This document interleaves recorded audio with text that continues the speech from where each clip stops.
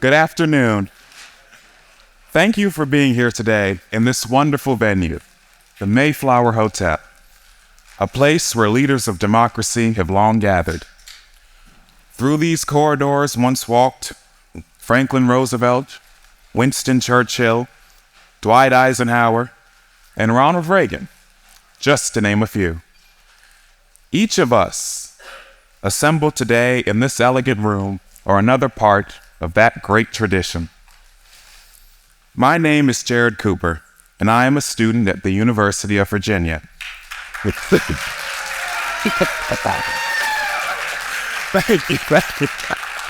Thank you.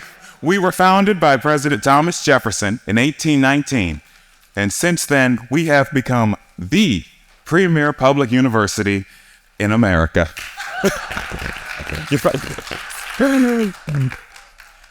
In the midst of the iconic rotunda and stately columns that dot our grounds, our founder gave voice to an idea that is the metaphorical cornerstone of my university and what should be the objective of all universities: that this institution will be based on the illimitable freedom of the human mind.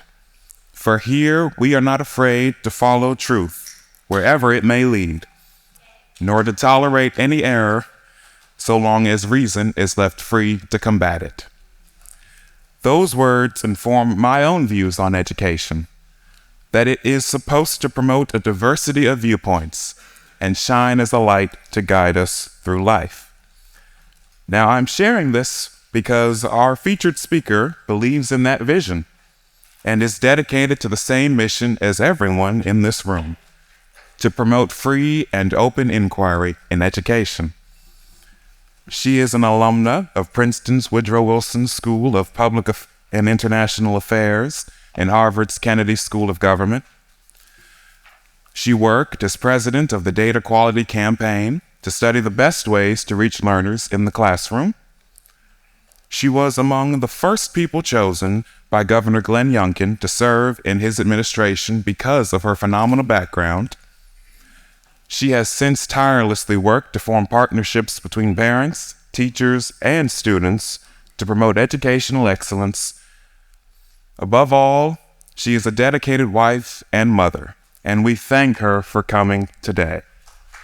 Please join me in welcoming a longtime friend of this organization, Virginia Secretary of Education, Aimee Guidera. I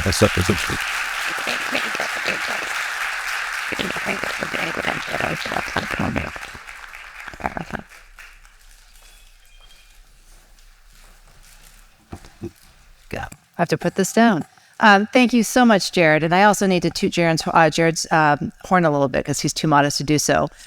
So Mary Kate told me about Jered when I was meeting with her down at UVA a couple months ago. This gentleman won the oratory competition, which is a big deal at UVA. And he did it with his speech on why free speech matters to a university. So I just asked him to send me that YouTube video so I could watch it. And I hope that also that we'll be able to send that out to everyone here, because I'm sure that we will all enjoy seeing that as well. Jered, thank you for what you believe in and what you're doing. So thank you.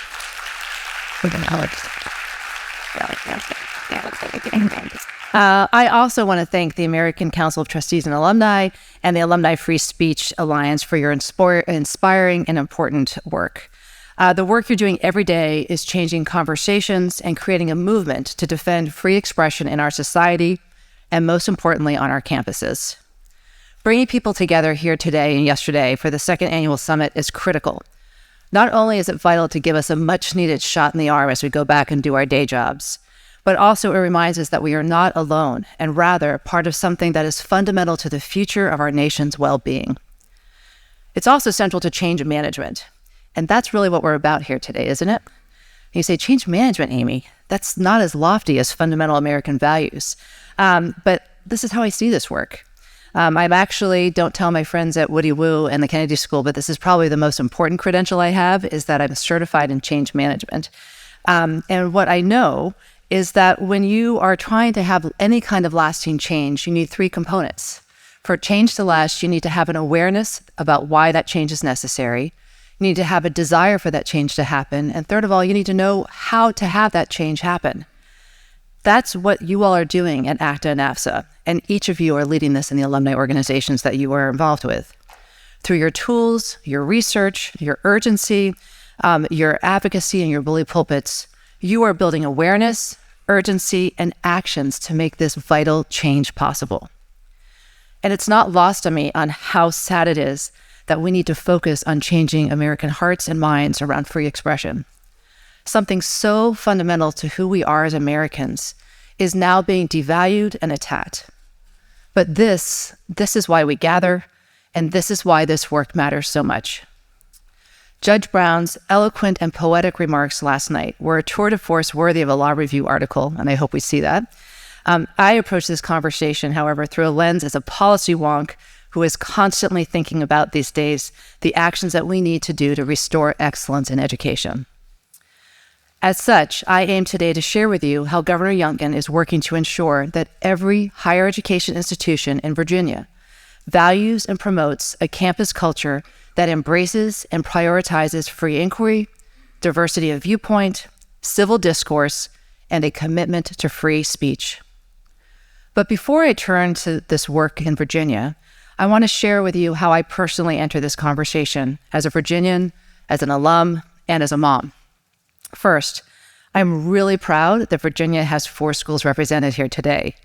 Yes, I do share the governor's competitive spirit, and we're winning.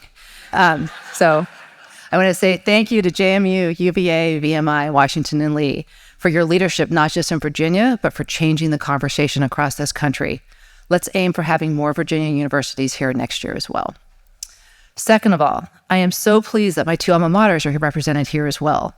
But my heart aches for what is happening on Princeton's campus, aside from the hoops, go Tigers. Never have I been so pleased to have George Will as an alumnus, so that the world can be made aware of the craziness that's happening, and his powerful pen is helping to raise awareness of what's happening in New Jersey, sadly.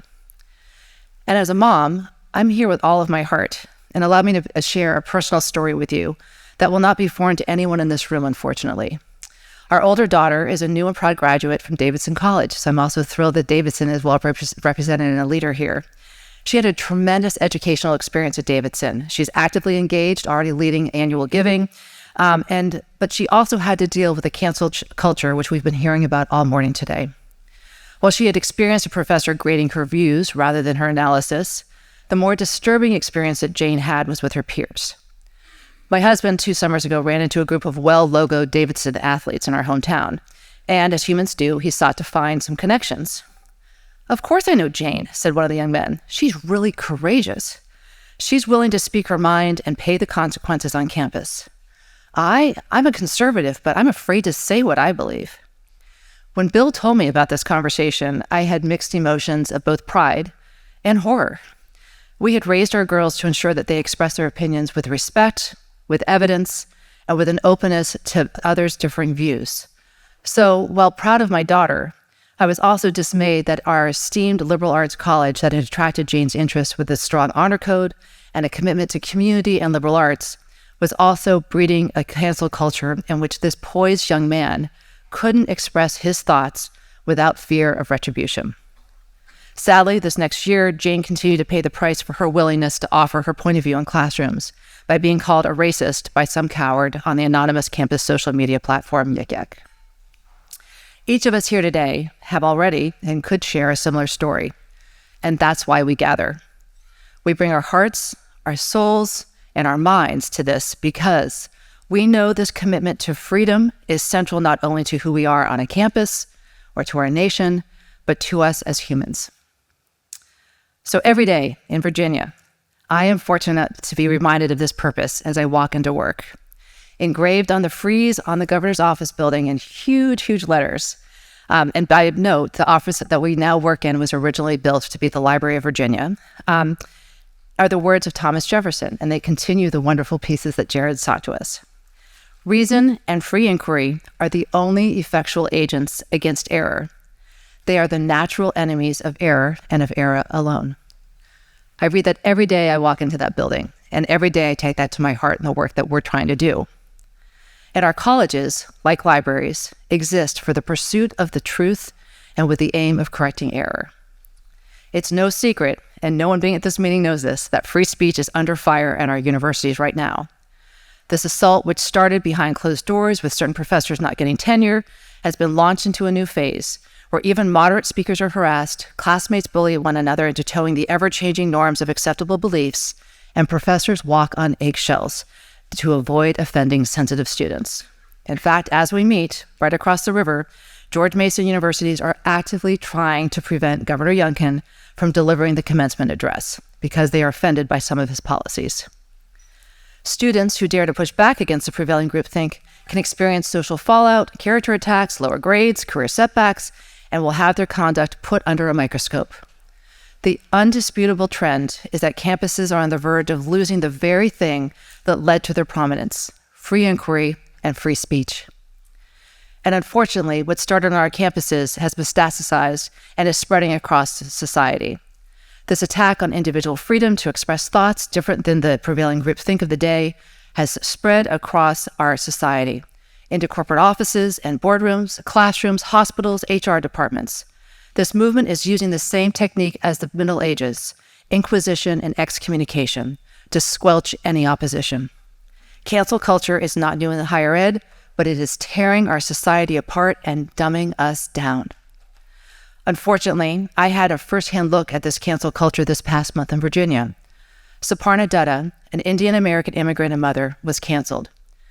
She was kicked off the Virginia State Board of Education by Virginia State Senate Democrats, banned from ever serving again on this board, and labeled a white supremacist.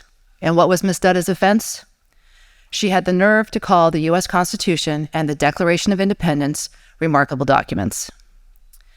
To the Marxists enforcing modern speech codes, someone like Suparna was simply too dangerous to be anywhere near power.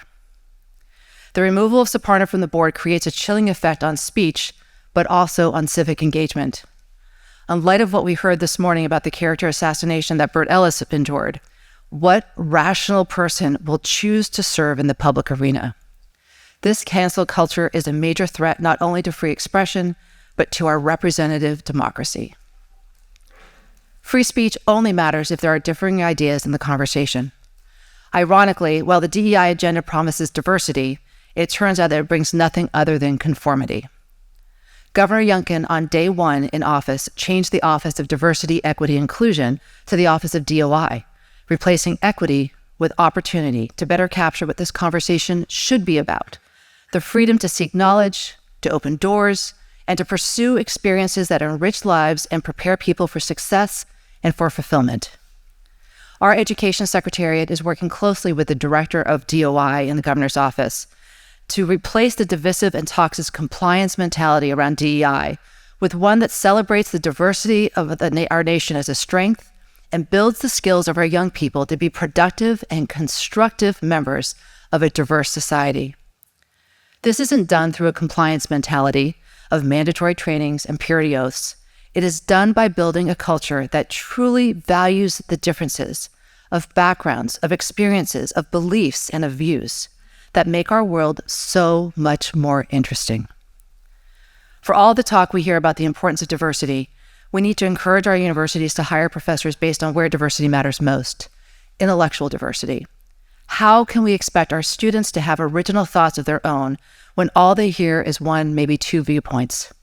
It's important that professors from across the political spectrum be represented.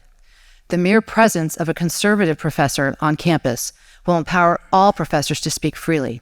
The presence of unorthodox professors will be a tangible reassurance to everyone, students and professors, that they can still progress in their careers regardless of what they say, so long as their work is rigorous and of the highest quality.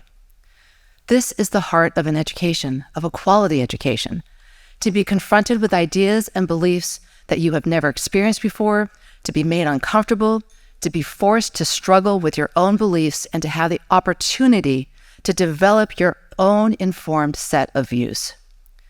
This is why the Youngkin administration has prioritized free speech, free inquiry, civil discourse, and diversity of ideas on campus. Promoting free speech on campus will be crucial to cultivating respectful discourse and civil diversity of ideas on campus. We'll cultivating respectful discourse among our citizenry and reclaiming a vibrant civil society in Virginia and across the United States. Since our first month in office, Governor Youngkin has called on our higher education institutions to raise the bar on freedom of expression. The governor and I meet quarterly with the Council of Presidents, the heads of our 15 four-year schools and 5 representatives of our 2-year schools, the 23 of them. This has never happened before. The presidents tell us that they have never had this much time with our president, with their governor. And we discuss key issues around higher education. At our first meeting 2 weeks after his inauguration, the governor set the expectation that a culture of free expression and inquiry would be a hallmark of our Virginia education. And we have worked every day on this topic since then. We have a long way to go, but there are promising green shoots of promise across the Commonwealth, and I'd like to take a couple moments to share some of those with you. In response to the governor's call to action, the council released in December a statement commitment that each of their institutions will defend and support free speech and inquiry. Our 2- and 4-year institutions are now leading conversations with their faculty, with their students, and their boards of visitors about this commitment, adopting this shared statement, and creating their own. Several of our institutions already had those statements going.